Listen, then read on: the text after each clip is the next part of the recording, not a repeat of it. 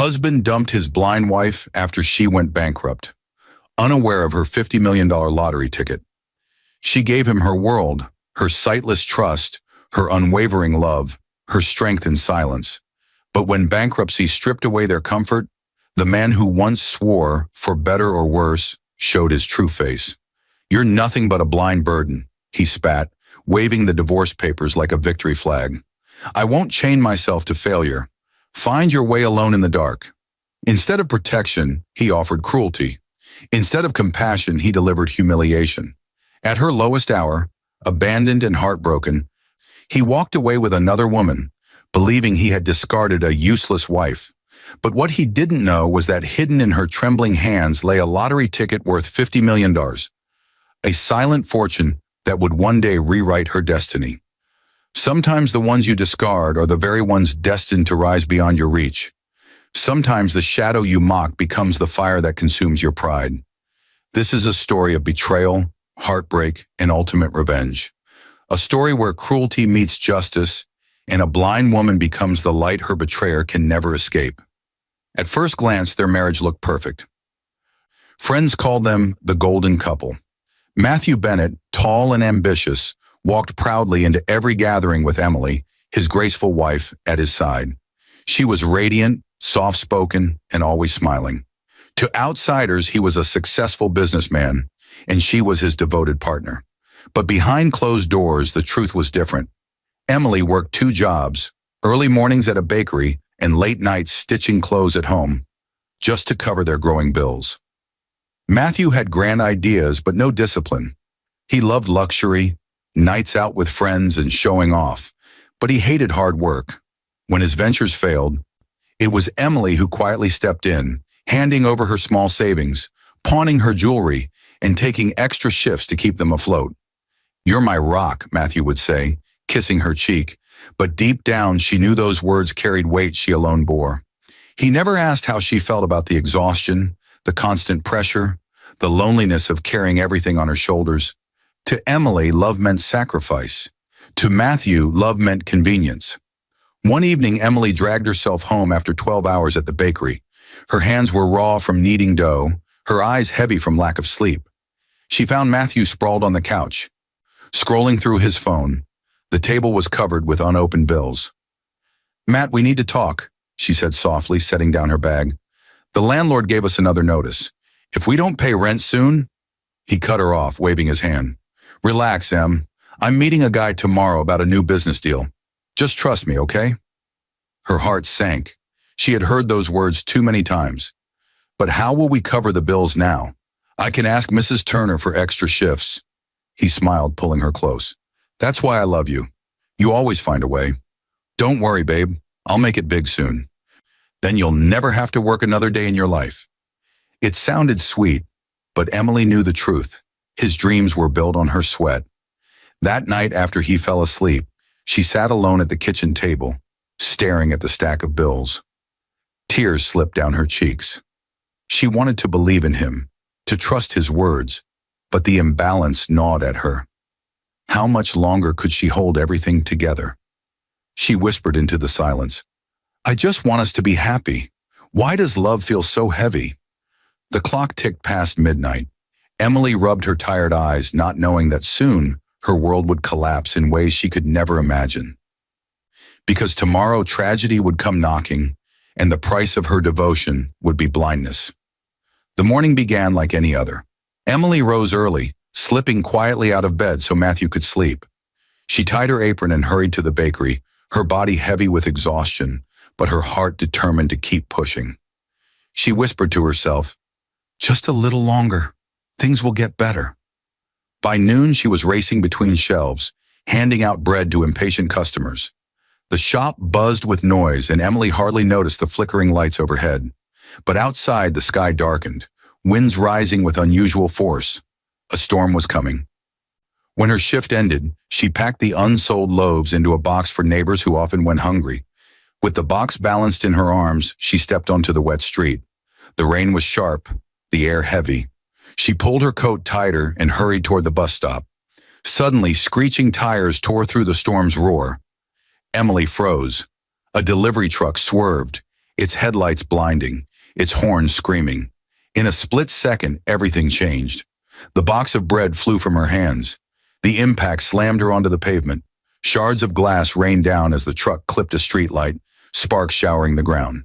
Pain seared through her skull. Then, darkness. When Emily woke hours later, she was in a hospital bed, her head bandaged, the world around her silent, except for beeping monitors. Panic set in. She tried to blink, but all she saw was black. Her voice cracked. "Doctor, I can't see. Please, why can't I see?" The doctor's expression was heavy with sorrow.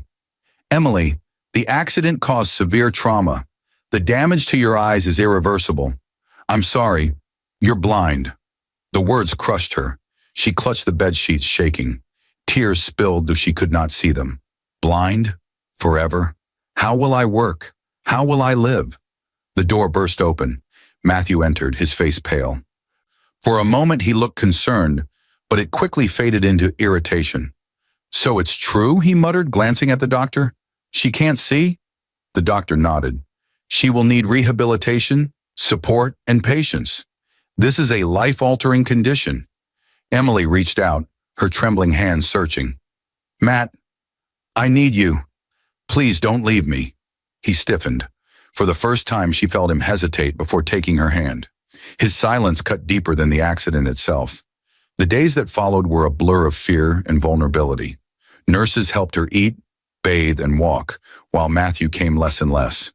Bills piled up, and whispers filled the hospital hallways about unpaid balances. Friends who once smiled at her door were suddenly too busy. Her world shrank into a fragile support system of strangers' kindness, while the man she trusted most began to slip away. One night as she lay in the dark, Matthew's voice pierced her heart. "I can't do this, Em. I didn't sign up for a blind wife. You're dead weight now." Her breath caught. The man she loved, the one she sacrificed everything for, was already preparing to abandon her. The hospital discharged Emily with nothing more than a white cane and a list of appointments she could no longer afford. Her body was weak, her world dark, but she still clung to hope that Matthew would stay by her side. She told herself, "He just needs time. He's shocked. He'll come around." But the reality was harsher. Back at their small apartment, Matthew's frustration grew sharper with each passing day. He no longer kissed her forehead or held her hand. Instead, he sighed loudly whenever she struggled to find the edge of the couch, or knocked over a glass trying to pour water. "Do you have to stumble around like that?" he snapped one evening as she bumped into the coffee table. "You're making the place a mess." Emily's lips trembled. "I'm still learning. Matt, if you could just guide me." "I don't have time to babysit you," he muttered, grabbing his jacket. Soon his absences stretched longer. He claimed to be networking or meeting investors, but Emily could smell perfume on his shirts that wasn't hers. Meanwhile, the financial pressure tightened around her like a noose. Without her bakery shifts, their income vanished. Creditors called daily, their voices cold. "Mrs. Bennett, your account is overdue. When can we expect payment?" She stammered apologies, fumbling with numbers she couldn't see, while Matthew shrugged off the responsibility. "Just tell them you'll pay later," he said, scrolling through his phone. "But with what?" Emily whispered. Silence. The rent went unpaid. The electricity flickered.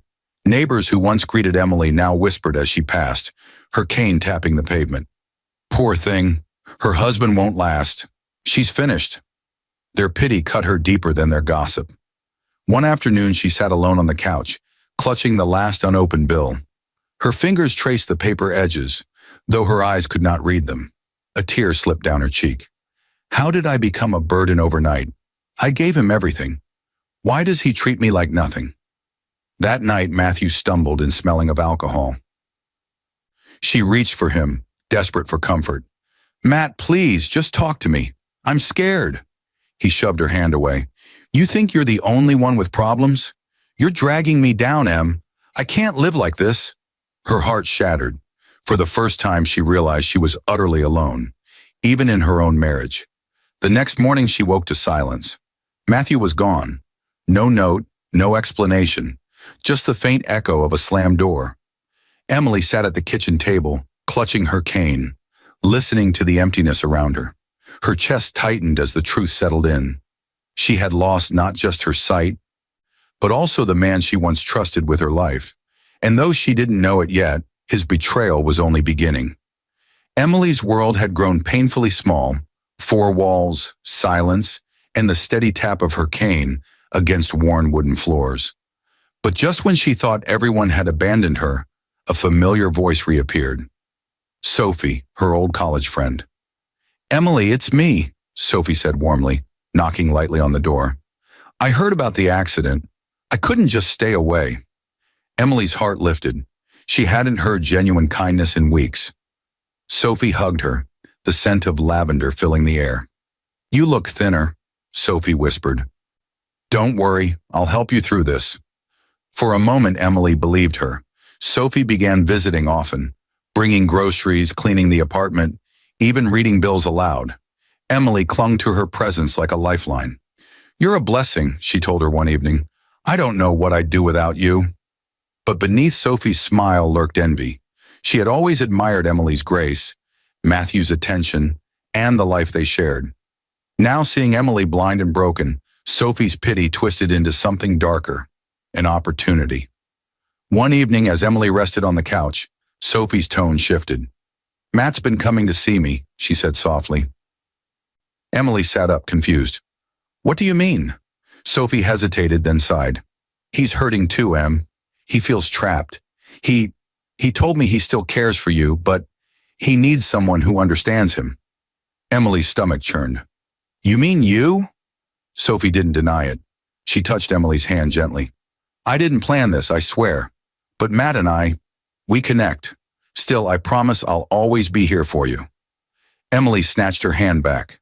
The betrayal stung worse than the accident itself. Her husband had drifted away, but her closest friend had crossed the line. Yet Emily's loneliness made her desperate. She swallowed the pain and whispered, "If he's happy with you, then maybe it's what he needs." Sophie smiled faintly, though Emily couldn't see it. In that moment, Sophie felt victorious, envy disguised as compassion. She thought she had taken everything Emily had left. But late that night, Emily sat awake, clutching her cane, trembling. Her trust had been misplaced. The friend she welcomed into her broken world had become another dagger in her back. The next day, Matthew appeared at the apartment for the first time in weeks. His voice was cold but smug. "I came to get some of my things. Sophie's waiting for me downstairs." Emily's heart cracked. "You're with her now?" "My own friend?" He laughed bitterly. "At least she doesn't need babysitting." Her tears fell hot and fast. She turned her face toward the wall, unwilling to let him see her break. As the door slammed shut behind him, the sound of Sophie's laughter drifted up from the street. Emily's trembling hands gripped the edge of the table. For the first time, a spark of anger flared inside her. They thought she was helpless. They thought she had nothing left. They were wrong. The air was heavy the night Matthew finally ended it. Emily sat on the edge of their bed, cane by her side, waiting for him to return from yet another business meeting. When the door creaked open past midnight, she inhaled sharply, praying he had come to talk, to listen, to stay. Instead, she heard Sophie's voice giggling faintly behind him.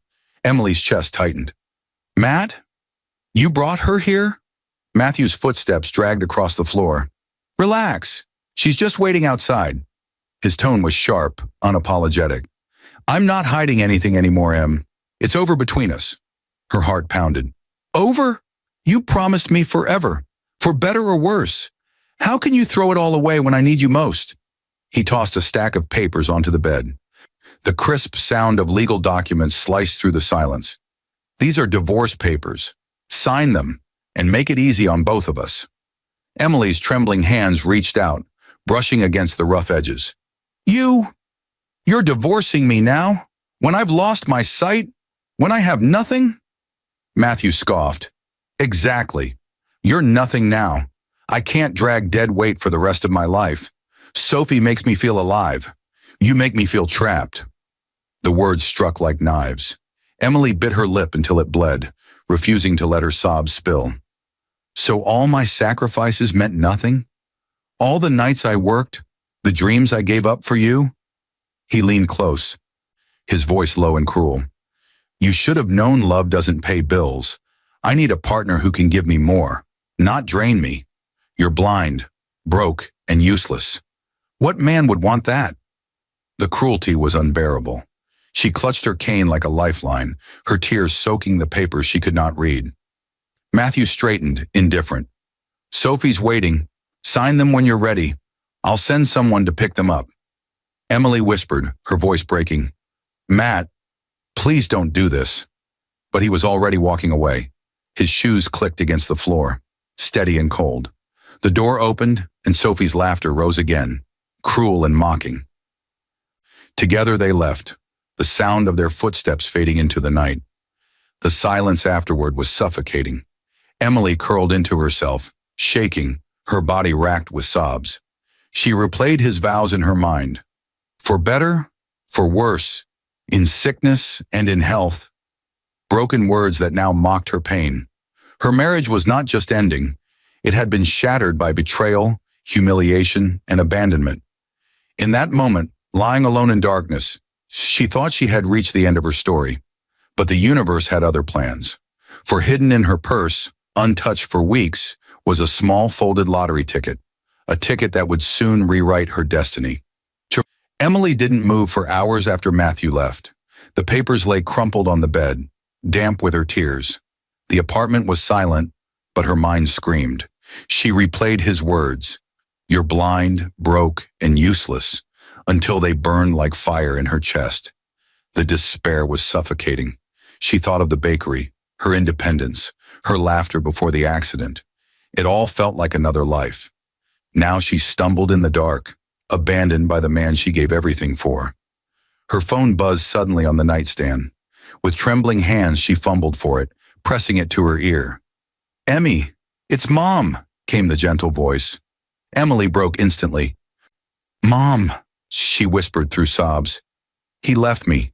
He left me for Sophie. I can't see. I can't work. I can't do anything. I'm useless." Her mother's voice grew firm, though heavy with love. "Don't you ever call yourself that. You are my daughter, the same girl who stood tall through every storm life threw at her. Blindness doesn't erase your worth." Emily shook her head, gripping the phone tighter. "But Mom, everything's gone. He said I'm nothing." "Then he never deserved you," her mother said sharply. "Listen to me, Emmy. A man who abandons you in darkness was never your light. You may feel broken now, but broken things can still shine." Emily swallowed hard. A flicker of warmth stirred inside her. "But how? I can't even walk across the room without falling." "Then start small," her mother urged. "Step by step. You're not alone.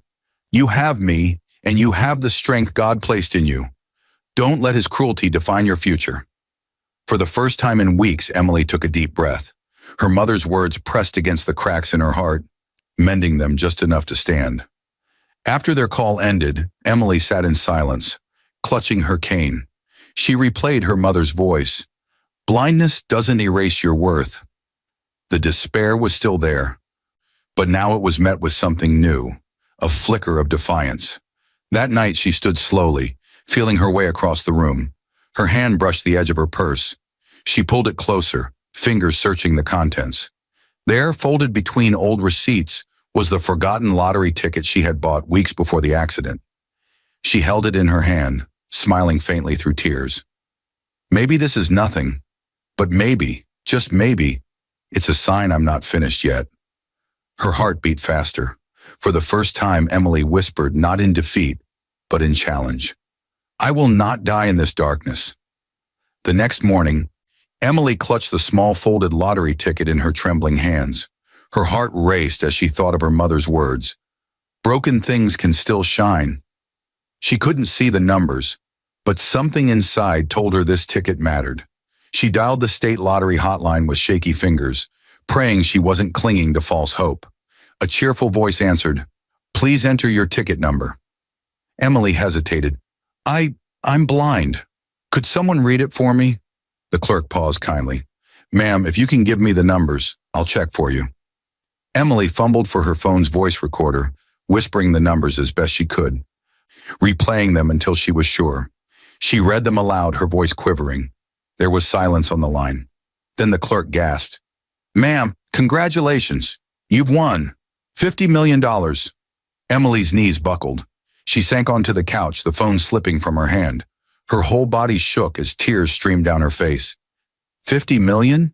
It didn't feel real. In the darkness of her blindness, light had broken through. But then fear crept in. If Matthew finds out, if Sophie knows, she shivered. They would devour her fortune in days. She needed protection, and fast. That's when she remembered Mr. Lawson, the family lawyer her late uncle once trusted. With trembling resolve, she called his office.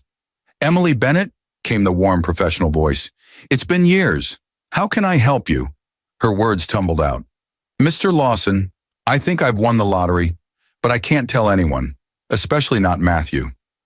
Lawson was silent, then spoke with gravity. If what you say is true, secrecy is your greatest shield. Do not disclose this to anyone, not friends, not neighbors, not even family until we secure it. We'll meet privately. He arranged a discreet car to pick her up the next day. When she arrived at his office, his assistant gently guided her inside. Lawson confirmed the win officially. Emily's hands shook as he read the figures aloud. $50,000. You're a wealthy woman now, Emily, he said, but wealth attracts wolves. We'll create a trust, layer protections, and ensure your identity is shielded. No one, especially your husband, must know. Emily exhaled, relief washing over her. For the first time since losing her sight, she felt a sense of power. A hidden blessing had changed everything. Still, she whispered, "Why me? Why now?" Lawson leaned forward.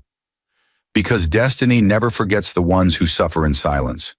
This is your turning point. Handle it with wisdom, and you'll rebuild more than your life. You'll build a legacy. Emily nodded slowly. Beneath the fear, cautious hope flickered. She was no longer the abandoned, blind woman Matthew called useless. She was a woman carrying a secret fortune, a destiny too powerful to be crushed. And while Matthew laughed in Sophie's arms, Emily quietly prepared for a future he could never touch. It had been weeks since Matthew walked out with Sophie, leaving Emily broken.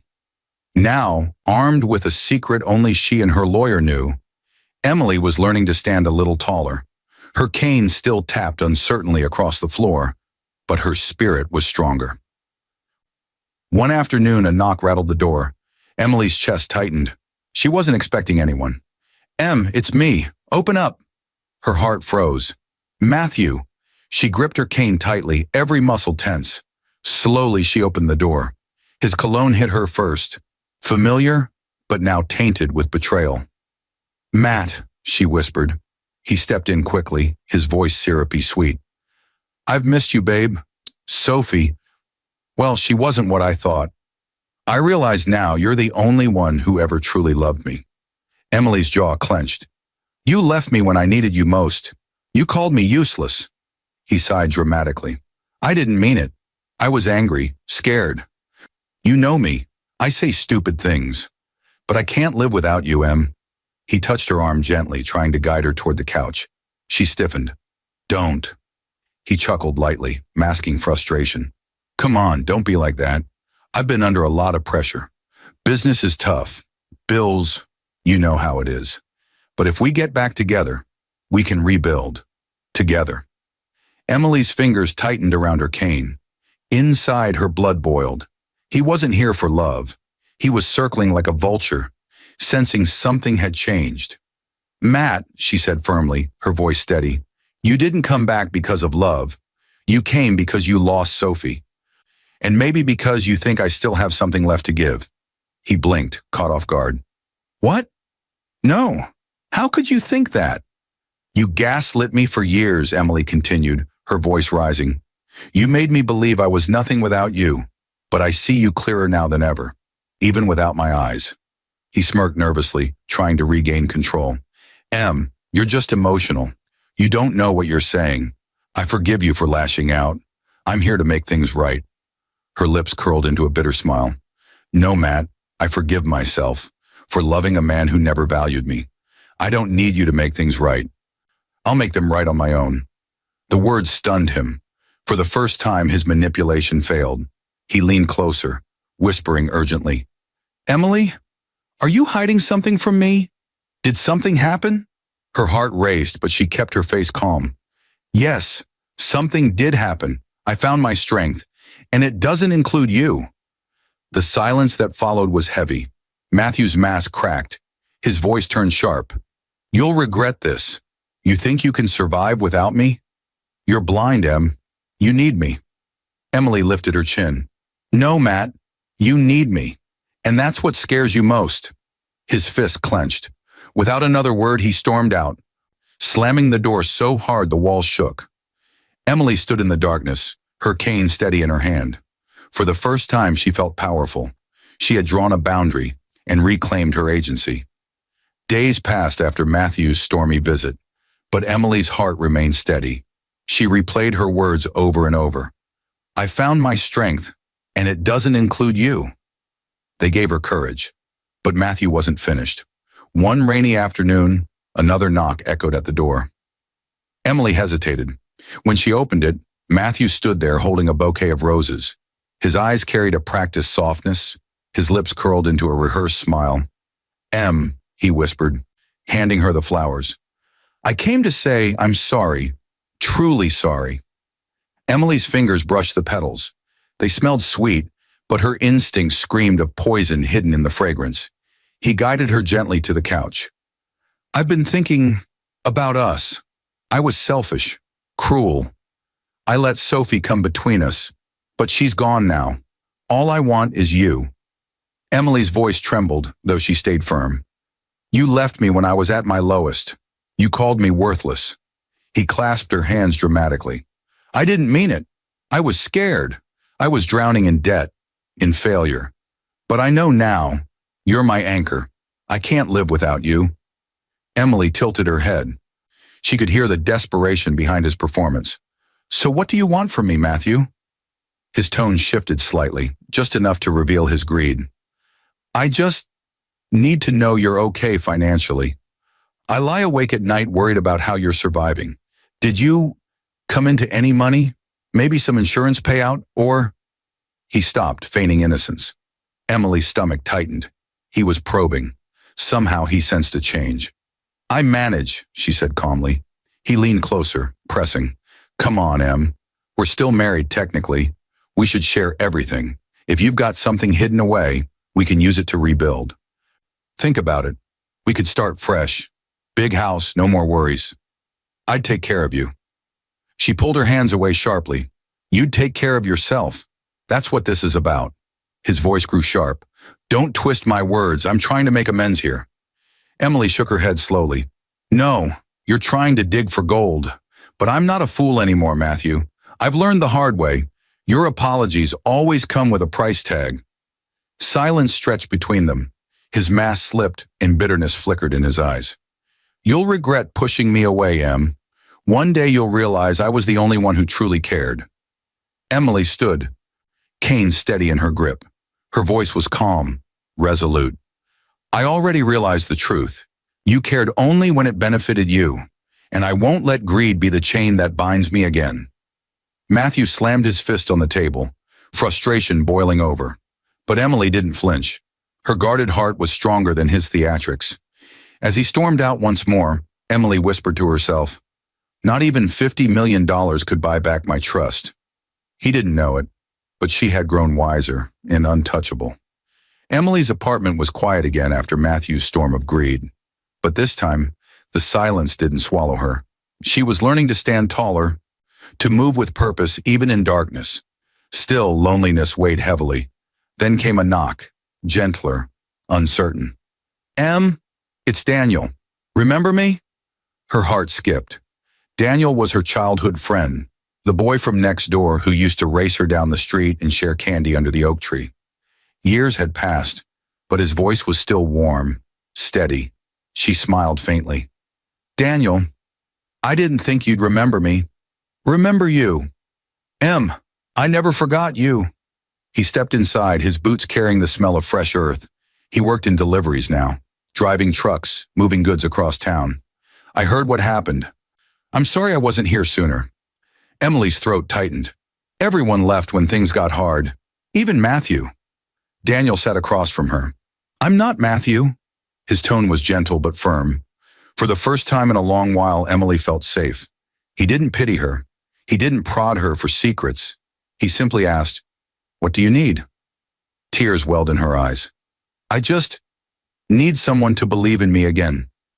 Daniel leaned forward. "Then believe this. You are not broken. You're stronger than anyone I know. If you could carry Matthew's world on your shoulders, you can rebuild your own, and I'll help however I can." His words lit something inside her. For so long, she had been surrounded by betrayal and cruelty. Daniel's loyalty felt like water to parched soil. The very next week, he started showing up with small acts of kindness, groceries delivered without her asking, boxes arranged neatly so she could navigate easily. He even built her a simple labeling system, raised dots on containers so she could tell sugar from salt. "You don't have to do all this," Emily protested one day. He shrugged.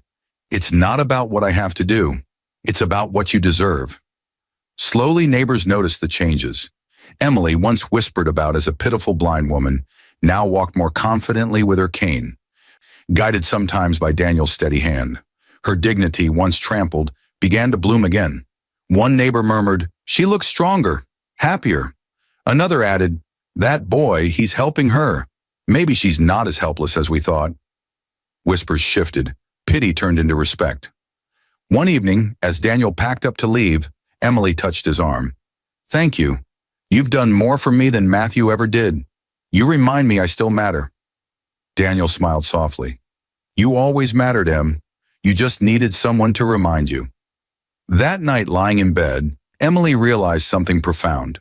For the first time since her accident, she felt her dignity returning. Not because of wealth, not because of revenge, but because someone saw her worth without conditions. And deep down, she knew this was just the seed. A community, a movement, even a legacy could grow from this spark of kindness. Morning light streamed faintly through the curtains, though Emily could no longer see it. What she felt instead was different, a shift inside her. With Daniel's steady encouragement and Mr. Lawson's careful guidance, the pieces of her shattered life were beginning to align. Emily decided she wouldn't live in silence anymore. She wanted purpose, something that gave her days meaning. It began with one small step. She set up a sewing machine on the kitchen table, the same one she had used before the accident. At first, her fingers shook as she felt the threads and fabric. But Daniel was there, labeling the spools with textured markers so she could tell each color by touch. "You've got this," he encouraged. "Close your eyes, trust your hands." She smiled faintly. "They're already closed." He laughed, and for the first time, she laughed too. That day, she finished stitching a simple scarf. It wasn't perfect, crooked seams and uneven folds, but it was hers. A win, however small. She held it to her chest, whispering, "I can still create." Momentum grew. With Lawson's help, she used part of her hidden fortune carefully, setting up a quiet foundation that Daniel fronted for her. Through it, she bought better equipment, hired a caregiver to assist with daily tasks, and slowly reopened her old craft line online. But this time, anonymously. Customers didn't know the woman behind the products was blind. They only saw the quality, the heart in the work. Soon, orders trickled in, then more. Each package Daniel delivered carried not just fabric, but a piece of Emily's resilience. The community began to notice. "Her work is back," a neighbor whispered. "Even better than before." Another added, "Blind or not, she's unstoppable." Every compliment restored Emily's confidence. One evening, Daniel leaned against the counter, watching her hands move gracefully over the sewing machine. "You don't even realize it, do you? You're building something bigger than yourself." Emily paused. "I just want to feel useful again." "You're more than useful," he said softly. "You're inspiring. You're showing everyone that darkness doesn't end a life. It can start a new one." Her heart warmed. For years, Matthew made her feel small, dependent. Now Daniel's words and her own perseverance made her feel powerful. Together, they became a quiet team, Emily creating, Daniel delivering, Lawson protecting. Step by step, her life gained momentum, and yet in the distance, Matthew circled like a wolf. He heard whispers of Emily's resilience, saw neighbors nodding at her with respect, and it gnawed at him. He couldn't understand how she was rising without him. One night, as Emily finished her orders, she heard a sharp knock at the door. Daniel wasn't due until morning. Her chest tightened. She gripped her cane. "Emily," came Matthew's voice, cold and urgent. "We need to talk." Matthew's voice outside the door rattled Emily, but she didn't open it. Not this time. Instead, she waited until his footsteps faded, then sat quietly with her thoughts. She realized something important. Her fortune wasn't meant to sit untouched. It could do more than protect her. It could heal others who had been crushed, just like her. The next morning, she called Mr. Lawson. "I want to set up a giving fund," she said firmly, "but it has to be anonymous. No one can know it's me." Lawson's tone carried respect. "Of course. How would you like the money used?" Emily thought of the hospital wards, of mothers she heard weeping through thin curtains, of neighbors whose children went hungry. Single parents, families on the edge, people everyone else overlooks. If my pain bought me 50 million, then their pain deserves hope. And so it began. Quietly, Lawson arranged everything. Rent was paid off for struggling families. Groceries appeared at the doors of the hungry. Hospital bills vanished overnight for mothers who had been praying for miracles. Each gift came with no name attached, only the freedom to breathe again. Emily never saw their faces, but she heard the echoes through Daniel. As he delivered her fabric orders, neighbors whispered in awe. "Someone's paying off debts in this neighborhood. Anonymous donations, can you believe it? Whoever it is, they're changing lives." Daniel returned one evening, his eyes shining. "Em, you won't believe this. Mrs. Carter, you remember her. Her son's surgery was paid in full. She cried in my arms, thanking God for whoever saved her boy." Emily's lips curved into a small smile. That's what money should do, not destroy lives like Matthew wanted, but restore them. Her generosity healed others, but it also healed something in herself. Each act of giving stitched her brokenness back together. She no longer felt like a victim trapped in darkness. She was a steward of hope, and that gave her meaning. One night, Emily sat at her sewing table, her fingers running across the scarf she had made. She whispered to herself, "I thought blindness was the end of my life, but maybe it was the beginning of something greater." But even as lives were being transformed by her anonymous kindness, Matthew's bitterness grew. He saw the neighborhood buzzing, the air of gratitude, and he couldn't stand it. He began to wonder, who's behind all this money? Could it be Emily? He started watching her more closely, lurking near her building, trying to catch a clue. And one evening, as Emily closed her purse after a quiet meeting with Lawson, Matthew's shadow lingered nearby, suspicion burning in his eyes. Emily's anonymous giving was changing lives quietly, but Lawson soon suggested something more.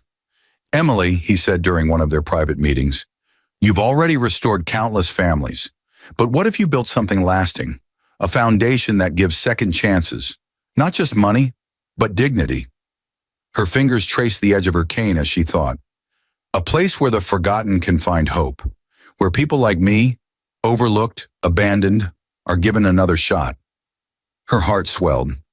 Yes, that was her mission. Within months, with Lawson's guidance and Daniel's constant support, the New Dawn Foundation was born. Its focus was clear: empowering single parents, training marginalized workers, and offering small business grants for those cast aside by society. Emily insisted her name remain hidden at first, but she poured her soul into every detail. Daniel became her right hand, coordinating deliveries and training new hires.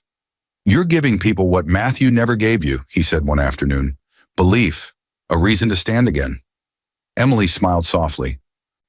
"Everyone deserves a second chance, even if the world gave up on them." The foundation's first project was a sewing workshop. Emily trained young women who had been abandoned or overlooked, teaching them skills that gave them income and confidence. Their laughter filled the rooms. Each stitch was a declaration. "We are not broken. We are rising." Word spread quickly. Neighbors who once whispered pity now praised her courage. Families who benefited from her programs began telling their stories publicly. The press caught wind of it. Blind Woman's Foundation restores families across the city. Anonymous benefactor uplifts forgotten voices. At first, Emily felt nervous about the attention, but Daniel reassured her. This isn't just about you. It's about everyone you've lifted. Let the world see what hope can build. So for the first time, Emily allowed her identity to be revealed. At the foundation's opening ceremony, she stood at the podium, her cane steady in her hand, Daniel at her side. I lost my sight, she told the crowd, her voice trembling but strong. I lost the man I thought would stand by me.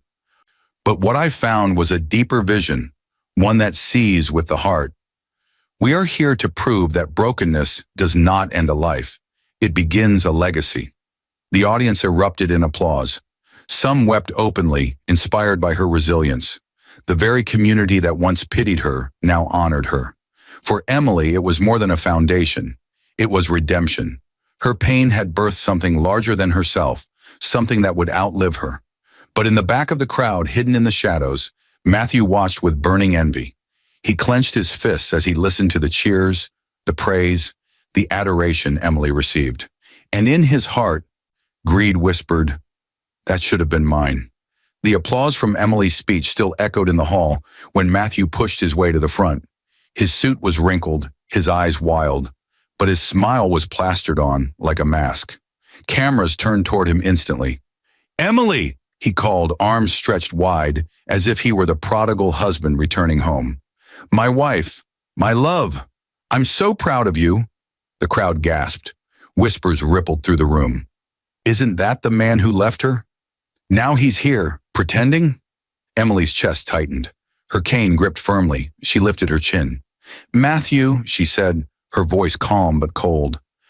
"Why are you here?" He strode up the steps, trying to pull her into an embrace. Daniel quickly stepped between them, protective.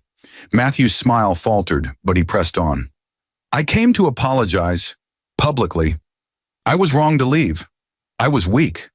But I've realized you're the love of my life. Please, Emily, let me make it right." Flashes from reporters' cameras filled the stage. Emily's heart pounded, but she steadied herself. She remembered the nights he called her useless, the papers he shoved in her hands, the way he paraded Sophie in front of her. He wasn't here for love. He was here for the spotlight, for the money he suspected was behind her rise. She raised her hand, silencing him. "Matthew, you didn't just leave me. You abandoned me when I was blind, broke, and broken. You humiliated me, betrayed me with my own friend, and called me worthless. That isn't weakness. That's cruelty." The crowd murmured in agreement. Matthew's smile cracked. He dropped to his knees dramatically. "Emily, please, I was a fool. Forgive me. Take me back.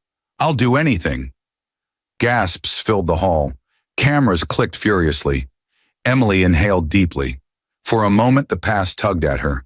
Memories of devotion, of love she once thought was real. But then she remembered her mother's words. "Blindness doesn't erase your worth." She straightened her shoulders. "Matthew, I forgive you. Not for you, but for me. Carrying anger is a weight I won't bear anymore. But forgiveness does not mean access.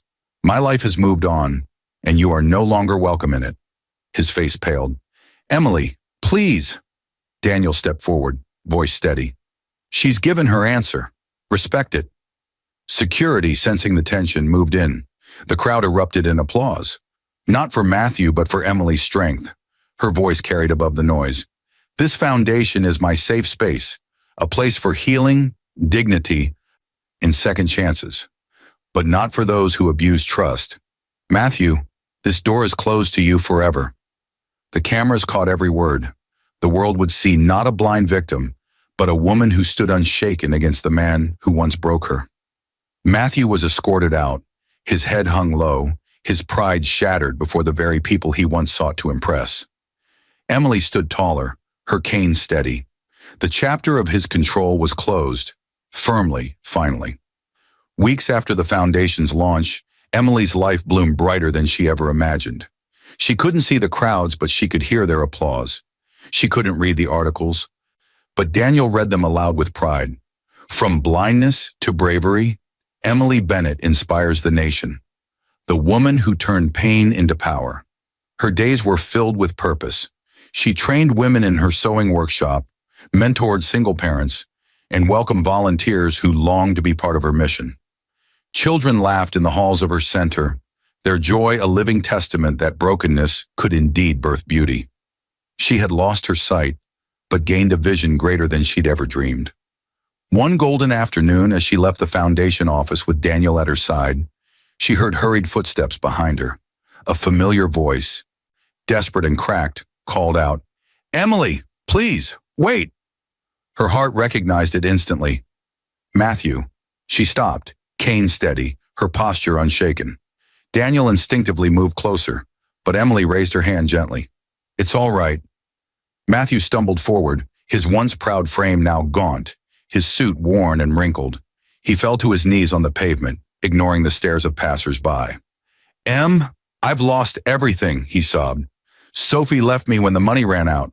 My business partners abandoned me. I'm drowning in debt. You're all I have left. Please take me back. I'll change, I swear it." Emily's chest tightened, not from longing, but from the final weight of closure. She remembered every night she cried alone, every cruel word he spoke, every door he slammed in her face, and now here he was, kneeling before her, the world watching. She drew a slow breath. "Matthew, I once begged you to stay. I once believed my worth was tied to your love, but now I see clearer than ever." He clutched her hands desperately. "Please, Em, I can't survive without you." She gently pulled her hands free. "No, Matthew, you can't survive without what I've built. And that's not love, it's greed." His tears fell freely. "So that's it? You're going to abandon me the way I abandoned you?" Emily's voice softened, firm but full of grace. "I won't abandon you, Matthew. I forgive you. But forgiveness is not a welcome mat. My life has moved on. My family is here. Daniel, my team, the people we serve. This is where I belong. Not with you." The crowd around them murmured with awe. A woman who had once been cast aside now stood unshaken, her dignity unbroken. Matthew's shoulders slumped. He realized the truth. He had lost her forever. Not because of blindness, not because of wealth, but because she had found her strength. Emily turned, Daniel guiding her forward. The sunlight warmed her face and she smiled. She couldn't see the path ahead, but she felt it. Bright, vast, and filled with hope. Her story wasn't about revenge anymore. It was about transformation. Pain had birthed purpose. Betrayal had built a legacy. And as Matthew's sobs faded behind her, Emily whispered to herself, "Sometimes the shadow you mock becomes the light you can never escape." The end.